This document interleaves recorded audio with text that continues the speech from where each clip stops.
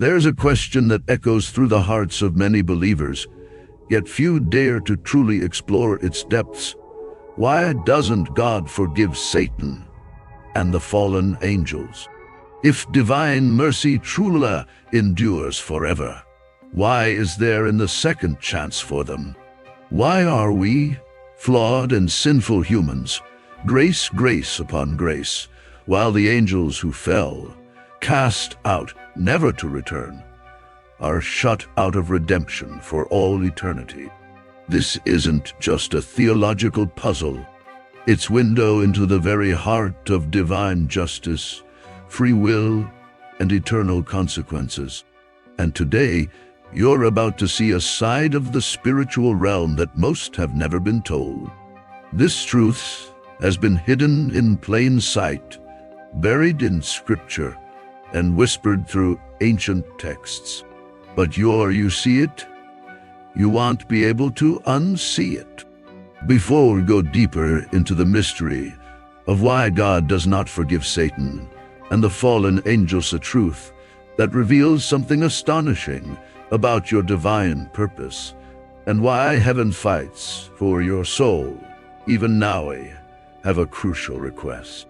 If you've ever wondered about the mysteries of heaven, the war in the spiritual realm, or what really happened before humanity's first breath, make sure you're subscribed to your channel name and hit that notification bell. Your insight and voice are part of a chosen generation seeking truth beyond the surface. Comment 777 below right now if you're ready to dive into this profound mystery with us. Let's begin. If Satan was originally created by God as being of pure goodness, radiant beauty, and divine purpose, then how could such a creature fall so far from grace? This question lies at the heart of one of the most profound mysteries. How does something born of light choose darkness? To better grasp this paradox, imagine crafting a flawless machine, the robot, programmed to perform only good deeds. It moves with precision, speaks with wisdom, and serves with kindness. Then one day, without any sign of malfunction, it does something terrible. You stop in shock, wondering how cover perfection produce corruption. And yet, this is exactly the dilemma that surrounds the story of Satan. The Bible gives us a glimpse into Satan's origin. In Ezekiel 28:12-15, the prophet writes of a being who was the seal of perfection, full of wisdom and perfect in beauty. He was anointed as a guardian cherub, blameless in all his ways from the day he was created, until wickedness was found in him. How could wickedness suddenly appear where there once only holiness? This abrupt shift from perfect creature to profane corruption is not attributed to an external force tempting Lucifer, but to an internal decision. Before he became the great deceiver, the adversary of all that is holy, Satan had a name that echoed with brilliance: Lucifer. His name meant light bearer or morning star. And it was just the title.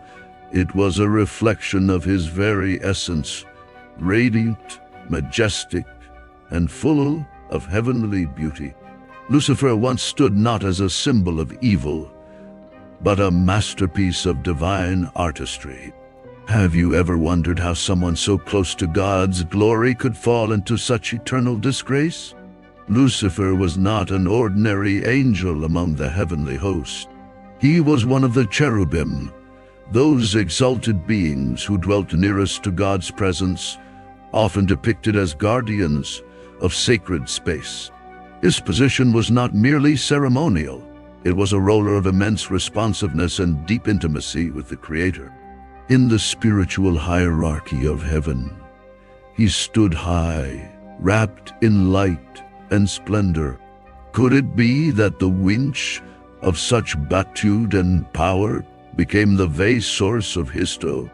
The book of Ezekiel gives us a haunting glimpse into his original form.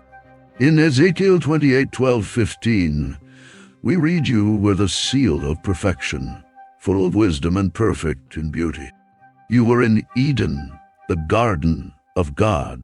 Every precious stone was your covering. Ooh. You were the anointed cherub whose covers I established you. You were perfect in your ways from the day you were created, iniquity was found in you."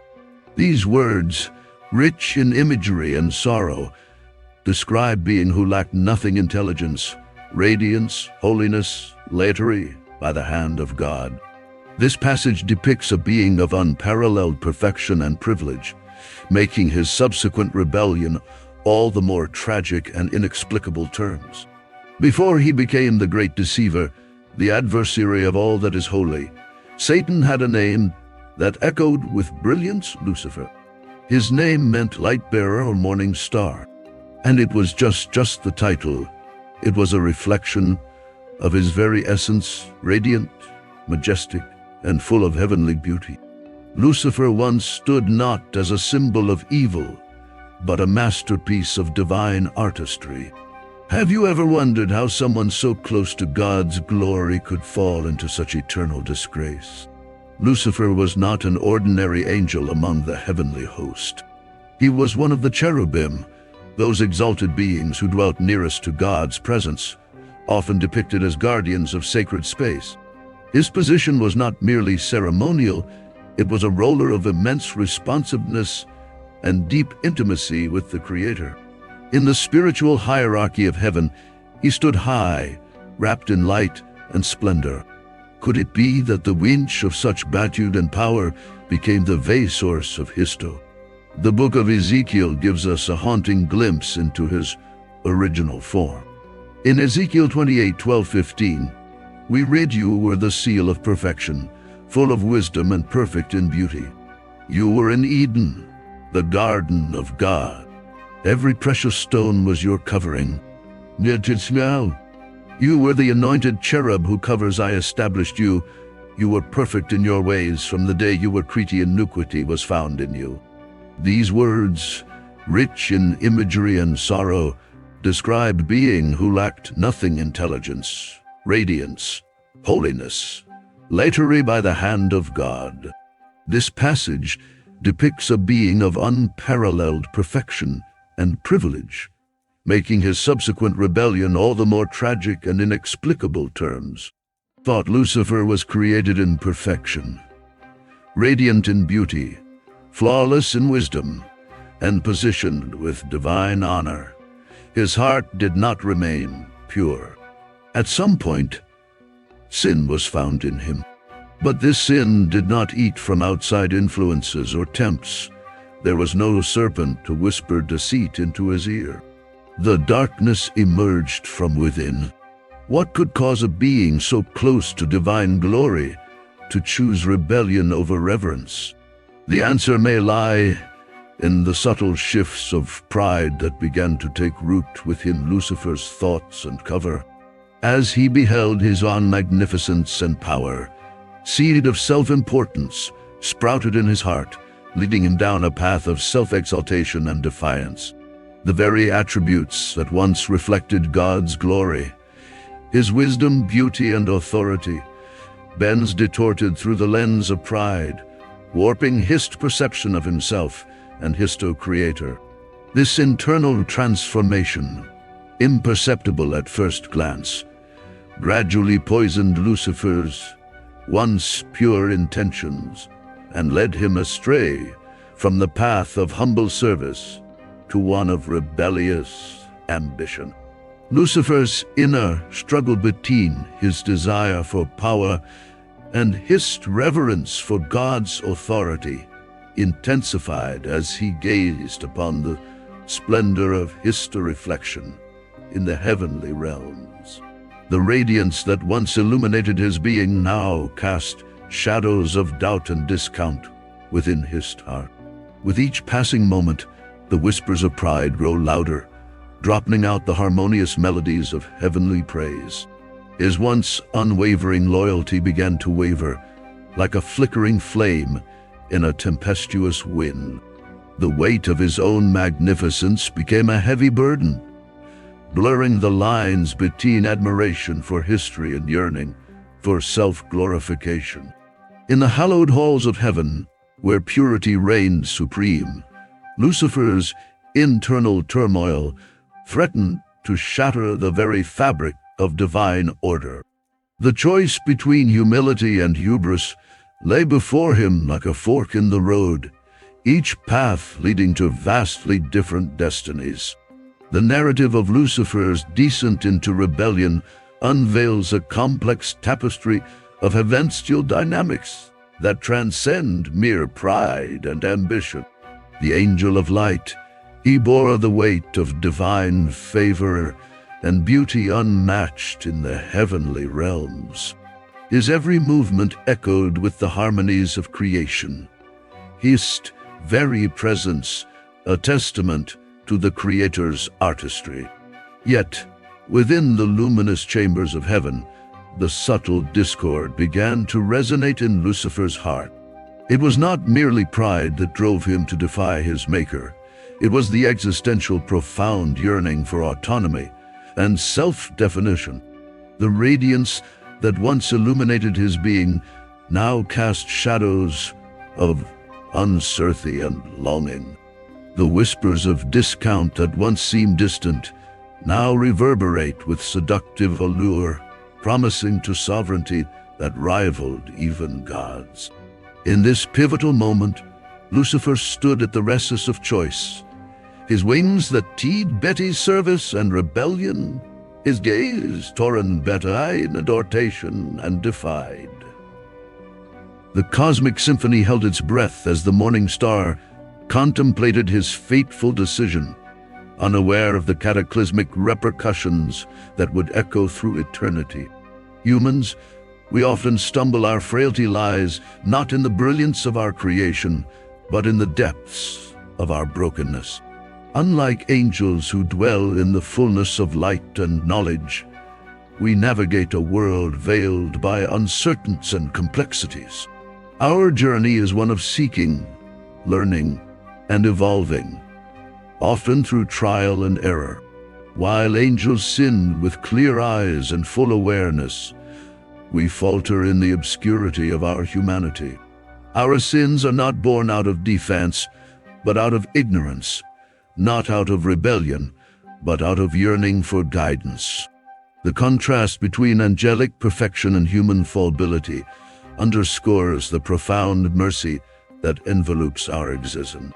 It is within our very limitations that God's boundless grace furs its truest expression. The fallen angels' rebellion against the divine order was not merely a momentary lapse in judgment or a fleeting act of defiance. It was calculated, premeditated choice that reverberated through the heavenly realms with award implications.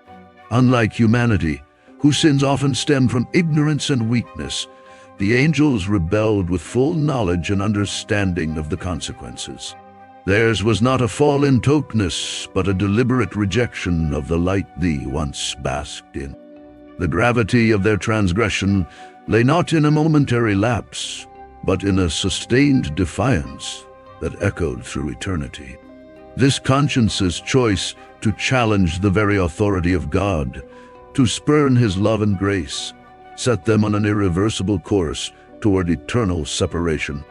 Divine justice, unwavering and precise, decreed that their sin was unforgivable, not out of vindictiveness, but out of an unyielding commitment to uphold the sanctity of free will and the immutable nature of choice. The enigma of Satan's rebellion and the subsequent denial of forgiveness by God unvend to profound theological conundrum that transcends the boundaries of human comprehension. Unlike the sins of humanity, which often stem from ignorance and frailty, Satan's fall was not a misstep in the cosmic dance of creation. It was a deliberate, calculated act of defiance that sent shockwaves through the heavenly realms. The very essence of his being, once radiant with divine light and wisdom, became tainted by the insidious whispers of pride and ambition.